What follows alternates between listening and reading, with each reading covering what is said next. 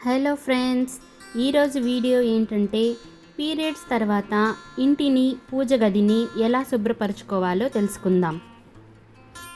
Periods ఆడవారి శరీరంలో వచ్చే ఒక మార్పు అయినప్పటికీ నెలసరి సమయంలోనూ ఆ తరువాత మనం ఖచ్చితంగా కొన్ని పాటించవలసిన నియమాలున్నాయి.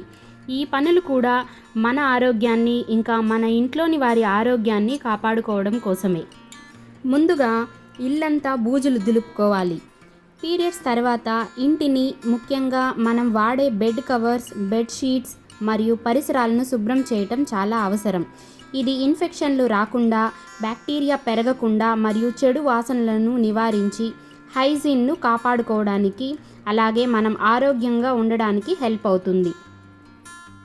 ఇక 5వ రోజున అంతకు ముందు వరకు మనం కూర్చున్న సోఫా కవర్స్, పడుకున్న బెడ్షీట్స్, అలాగే మనం యూస్ చేసిన టవల్స్ అన్నింటినీ శుభ్రంగా ఉతుక్కోవాలి.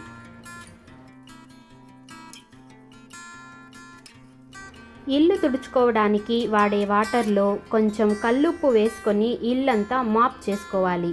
ఇలా ఉప్పు నీటితో ఇల్లుని తుడుచుకోవడం వలన నేలపైన ఉండే సూక్ష్మక్రిములు నశించి ఇల్లు పరిశుభ్రంగా మారుతుంది. గడపను శుభ్రంగా కడిగి పసుపు కుంకుమలతో అలంకరించుకోవాలి. సాధారణంగా 5వ రోజు తలస్నానం తర్వాత పూజా కార్యక్రమాలు చేసుకోవచ్చు అని పెద్దలు చెబుతారు. పూజ గదిని శుభ్రం చేయటానికి ముందుగా తలస్నానం చేసి శుచిగా ఉండాలి. తరువాత పాత పూలదండలు, వాడిన ఒత్తులను తీసివేసి పూజా సామాగ్రిని కడిగి శుభ్రంగా పెట్టుకోవాలి. పూజ గది నేలను, ఫోటోలను, దేవుడి పీటను తడిగుడ్డతో తుడుచుకోవాలి. గంగాజలం లేదా పసుపు నీళ్లు చల్లి శుద్ధి చేసుకోవాలి. విగ్రహాలు ఉన్నట్టయితే వాటికి అభిషేకం చేసుకోవాలి. ఒక ప్లేట్లో దేవుళ్ళ విగ్రహాలను ఉంచి ముందుగా పసుపు నీళ్లతో, తర్వాత కుంకుమ నీళ్లతో, తర్వాత గంధము నీటితో, తర్వాత పువ్వులు కలిపిన నీటితో, ఇలా మంచి నీళ్లతో అభిషేకం చేసుకోవాలి.